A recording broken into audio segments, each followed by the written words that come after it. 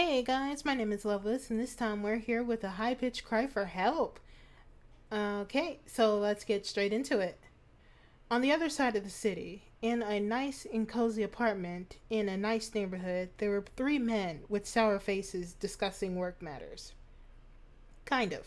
I would just love to remove him from his house, Eraser, but you know it's not that simple. I understand, but that could even be used in court, right? Matted hair doesn't happen from a day to another, and I can testify seeing him late at times, multiple times. The room went silent for a minute, all the adults wishing to resolve this easily. Sho, I get that this is frustrating, but getting the kid out, not knowing for sure if he could stay out, could make things worse. Right? His husband was right. And by the expression on his face, he also knew that he was having a hard time just like him. Child neglect cases were always hard for both of them. Both of them having rough childhoods made them want to help in any way they could. However, at times it was just not that easy.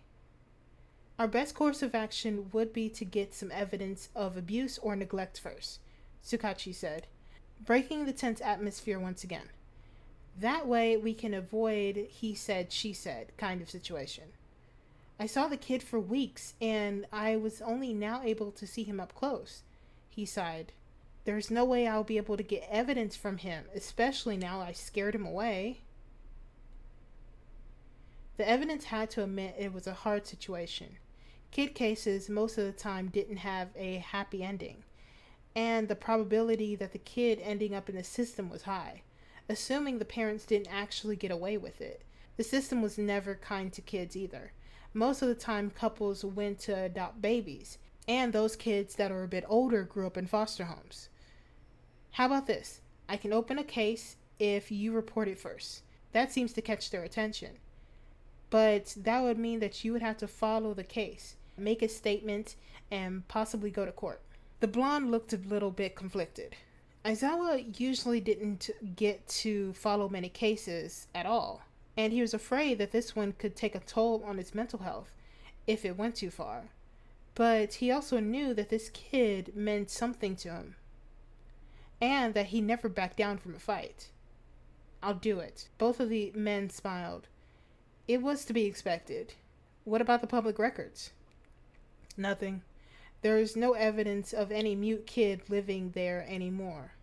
That house hasn't been lived in for months now. Didn't find any mute kid with those descriptions either, nor with some type of quirk that can make sense of this scenario. Any missing kids? Said the blonde, stress palpable in his every movement. Also, no. And the last residents? Maybe they know him, or that's not on public records. Oh. The three stood there, coffee in hand, and words setting in. The kid didn't have a name, and yet was already causing problems. What would even happen to him while they collected said evidence? Lord knows how long he has been uncared for or what he had been going through. He still didn't know how or since when the kid knew that his eyes could glow red, and the implications of him being in some kind of altercation were not so good. What if he wasn't even mute? There was a possibility of him knowing sign language, or he just imagined it in the heat of the moment. Very unlikely. If only he pushed the matter a little harder and sooner. If he had tried to get closer to the kid, or tried to ask him somehow for help. Maybe if he can give back the paper with questions, or had taken his drawings as something serious. If he had paid attention to a hand in his thigh made him come back to earth. His husband rubbing calming circles with his fingers. A sympathetic smile with all his attention focused again. A sympathetic smile was all he needed to focus again. Damn, he really loved this man. Hazashi was always there for him. The rodeo host was mostly frustrated for not being able to help in any capacity. Hell, he didn't even know what his little listener looked like, and still would be there to lend a shoulder for his partner. He had to focus now. No more ifs. They didn't even notice the intimacy of the moment that they were having, making the poor detective witness of some weird, heated staring contest. He pretended to cough. That would be less embarrassing than asking them to get a room. Less funny, too, though. What can we do for now? Once the awkwardness had gone, he continued, is take a statement with you with my lie detector quirk. That will be enough to ask for a deeper investigation. I would suggest for me to watch the kid in order to further confirm where he's staying at and what he's doing.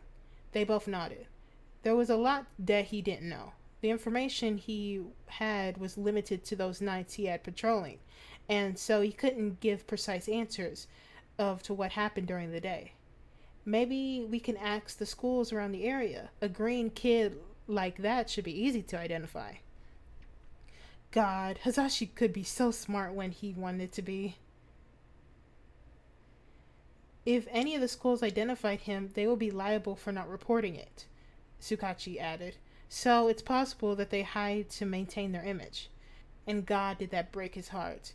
He said it so matter-of-factly, it was only logical to guess that it's not the detective's first encounter with a horrible school environment. At least now they had a plan. Green Rescue, as the loud blonde named the mission.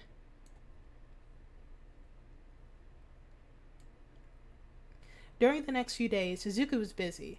As busy as a 6-year-old could be, anyways. He wasn't stupid. He could see that Eraserhead had sent someone to investigate. What they were investigating was still a mystery yet. He was so very hungry. He would eventually have to go out for food, and so he did. He waited until the day where the hero was not supposed to be there, and also went at different hours of his usual schedule. He wished he could go anywhere, but the trash collector went there first thing in the morning, so the best option is to go late at night to avoid any weird stares. Except this time he felt a very obvious pair of eyes following him. Izuku knew the 3 best dumpsters near his home as the palm of his hand. He also knew that they were well hidden from the general public to give the neighborhood a better look. Therefore, a tall man with a coat and a hat randomly being near them both times when he went in looking for supplies was something generally someone as cautious as him would notice. He knew the man was watching. The man knew Izuku knew he was watching. They both saw each other and said nothing. At first, the boy thought the man was going to try something funny on him.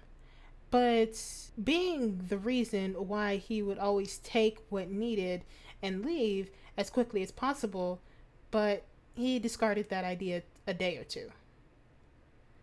Then he thought of one of the people that gathered at night in the alleyways to sell or buy sugar, but he also threw that idea away. The man was too neat for that, and he settled for the idea of him being a detective, one that wanted to make it clear that Izuku was being watched every time he left his nasty apartment. The green-haired kid was reasonably scared of the police. Thoughts of being arrested for his curse soon turned into nightmares that wouldn't let him sleep. Perhaps it was time for Izuku to let go of the place he called home, even if he had nowhere else to go. Maybe the old lady Nima would take him in. But then again, she was really old and probably already had enough struggles with being quirkless herself. Izuku couldn't fathom the idea of bringing harm to her.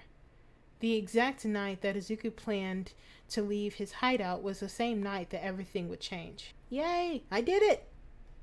Sweet! Okay, it looks like this is getting to a climax, so this is kind of a cliffhanger. My bad. I'm sorry. I can't control that. So, I will keep on trying to post as much as possible for at least any of my stories or series. It's too many, but it's whatever. So, if you want to see more of this and more of my sporadic posts of whatever series that I come upon and want to do or have time to do, then you know what to do. Bye-bye. Like, comment, subscribe. You know, those things.